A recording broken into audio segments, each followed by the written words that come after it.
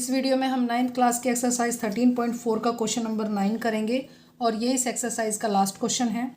इसमें देख लेते हैं क्या गिवन है। A right circular cylinder is just enclosed a sphere of radius R. Find करने हैं हमें ये 3 पार्ट। पहले समझ लेते हैं गिवन क्या है।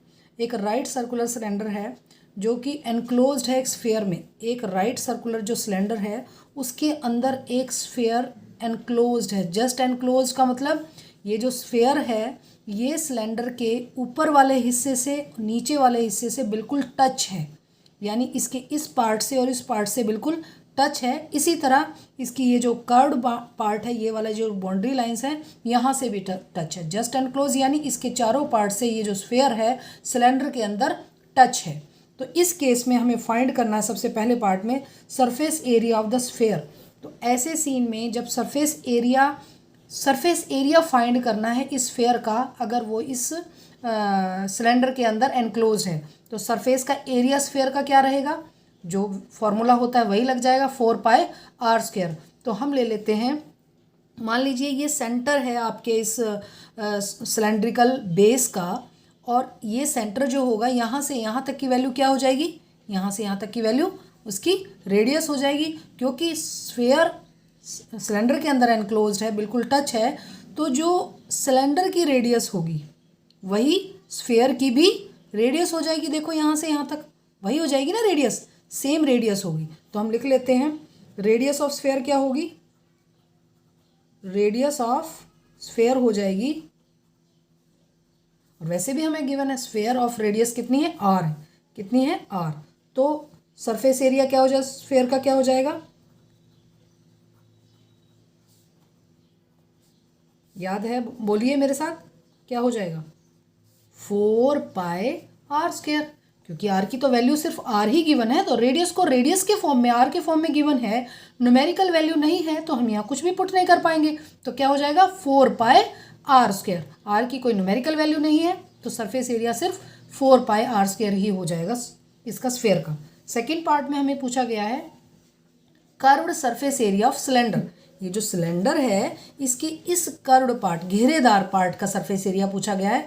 ऊपर के जो प्लेन सर्कुलर और एक जो बॉटम में सर्कुलर फेस है ना, इन दोनों का एरिया नहीं है, सिर्फ इसके बीच के कर्व्ड पार्ट का एरिया पूछा गया है। तो फॉर्मूला क्या था, रिमाइंड करो जरा, क्या फॉर्मूला था, 2πrh। अब आर जो है वो स्फीयर की आर और सिलेंडर की आर सेम है, तो एच कहाँ है, एच भी तो चाहिए। देखो एच क्या है, ध्यान से देखो, यहाँ से यहाँ तक जो है ये सिलेंडर की एच है, और यही क्या है, यही स्फीयर का डायमीटर भी है। तो जो स्फीयर का डायमीटर है वही सिलेंडर की हाइट है, और स्फीयर का डायमीटर क्या होगा, अगर रेडियस आर है तो डायमीटर क्या हो जाएगा, 2r हो जाएगा ना, यानी आर और ये वैल्यू आर और आर प्लस करके क्या हो जाएगा, 2r हो जाएगा, और वही सिलेंडर की हाइट हो जाएगी। तो हाइट कितनी होगी, 2r, और रेडियस क्या होगा, r।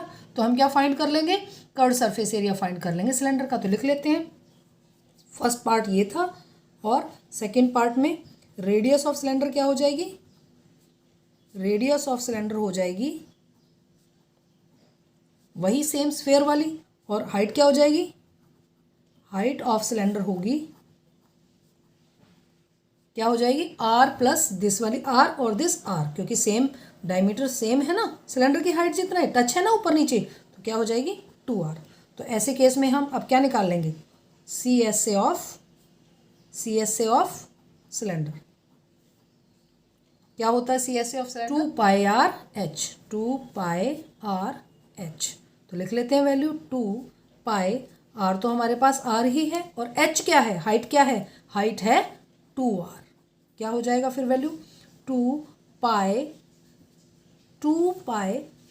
ये जो r है 2r से मल्टीप्लाई करेंगे तो क्या हो जाएगा, 2r² हो जाएगा ना। तो अगर मैं यहाँ लिखूँ इसको 2r² और फिर से कैलकुलेट कर दूँ, 2 2 ज़ार 4πr², तो यहाँ हमारा जो CSA सिलेंडर का आया वो भी क्या आया, 4πr², और सरफेस एरिया स्फीयर भी क्या था, 4πr²। ये वैल्यू पुट करने के बाद मैंने कैसे मल्टीप्लाई की है, ध्यान से देखना। अगर 2 को 2 से मल्टीप्लाई करेंगे 2 2 ज़ार 4 हो जाएगा, और r को r से मल्टीप्लाई करेंगे तो r² हो जाएगा। तो फाइंड क्या हो गया, 4πr²। थर्ड पार्ट में क्या पूछा गया है, देखिए थर्ड पार्ट में ratio of the areas obtained in question 1 and question 2। तो इस 1 में और 2 में यानी स्फेयर का जो एरिया है और सिलेंडर का एरिया जो है, इन दोनों की क्या निकालनी है, रेशो निकालती है। तो थर्ड पार्ट सॉल्व कर देते हैं। Ratio of areas, ratio of their areas क्या हो जाएगा, जो स्फेयर का रेशो है वो क्या है 4πr², यही है ना, और जो हमने सिलेंडर का रेशो एरिया निकाला है वो भी 4πr²। तो पूरा कैंसिल हो गया, पूरा का पूरा कैंसिल हो गया, तो रेशो क्या आ गई 1/1 यानी 1:1। यानी स्फेयर और सिलेंडर, जब स्फेयर सिलेंडर के अंदर एनक्लोज है तो इस केस में उनके सरफेस एरियाज की जो रेशो होगी वो 1:1 हो जाएगी। यहीं पे ये एक्सरसाइज ख़त्म हो गई है। नेक्स्ट वीडियो में हम इस चैप्टर की नेक्स्ट एक्सरसाइज 13.5 सॉल्व करेंगे। तो मिलते हैं नेक्स्ट वीडियो में।